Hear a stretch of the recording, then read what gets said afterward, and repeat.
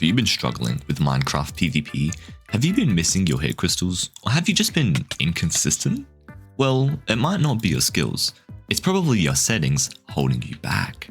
Today, I'm going to show you 6 tips and tricks that'll guarantee you better skills and consistency in Minecraft PvP and Minecraft in general. Some of these settings help me instantly get better at the game, and if you're learning how to PvP, these settings should help you as well. The first setting you should change is turning off hold sprint and turning on toggle sprint. I don't care what you say, you need to stop using hold sprint in Minecraft because it's completely holding you back. Minecraft is a game with a lot of keybinds to worry about, 21 main ones to be exact, that all have to be managed with 5 fingers.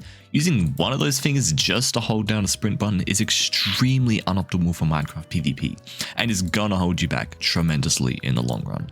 You need to use toggle sprint to free up that extra finger for optimal gameplay. If you want to be good at PvP, this is one of the most important settings that you cannot forget.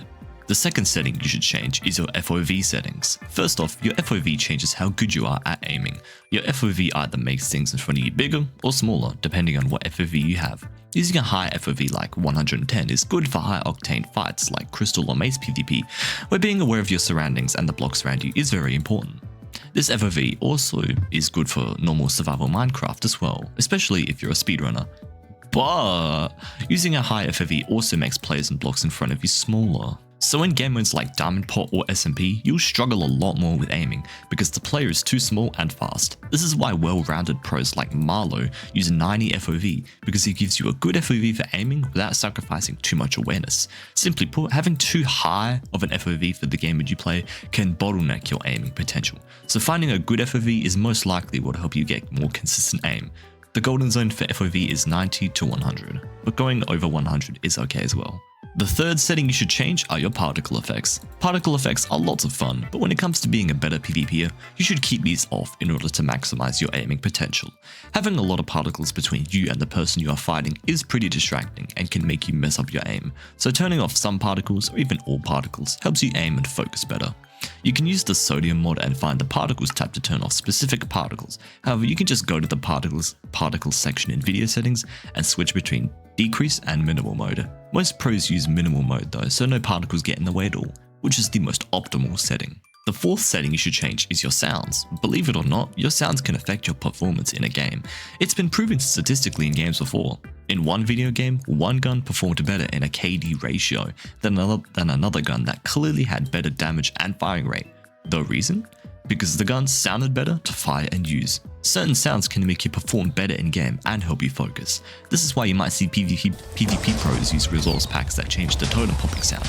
And I use this setting myself by turning off the crit sound effect because it helps me focus in game modes like SMP. You can change sound effects by using Luna Client and searching up sounds, or using a mod that lets you disable or change sounds. It's up to your personal preference to what sounds you want to change.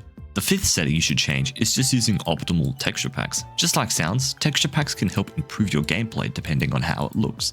You probably notice this after you use a new texture pack and you feel better at the game. You should mainly use texture packs that optimize your gameplay, such as if you have eye strain from the game, you could use a dark mode texture pack, or a smaller handheld's texture pack, in case you're using a big GUI scale. Lastly though, if your gameplay is feeling a little bland, then switching up your texture pack genuinely does make you better at gameplay. So do it from time to time if you want a boost in performance and freshness. The sixth setting you should change is your GUI scale. Although this setting is very overlooked, it can actually help you a lot with toteming, inventory management, and crafting. Using a bigger GUI scale makes your inventory slots bigger, which makes it easier to navigate your inventory. Most people have their GUI scale on 3 or 2, but GUI scale 4 is the most optimal for 1080p, and GUI scale is the most optimal for 1440p. If you use a 1440p monitor, you could use GUI scale 6, but I wouldn't recommend it because that's just going too overboard. Although it may be awkward, using this GUI scale will instantly make you better at managing your inventory. And that is about it when it comes to this guide. Thank you for watching, and if you want other tips on how to get better at Minecraft, then watch some of my other videos on screen.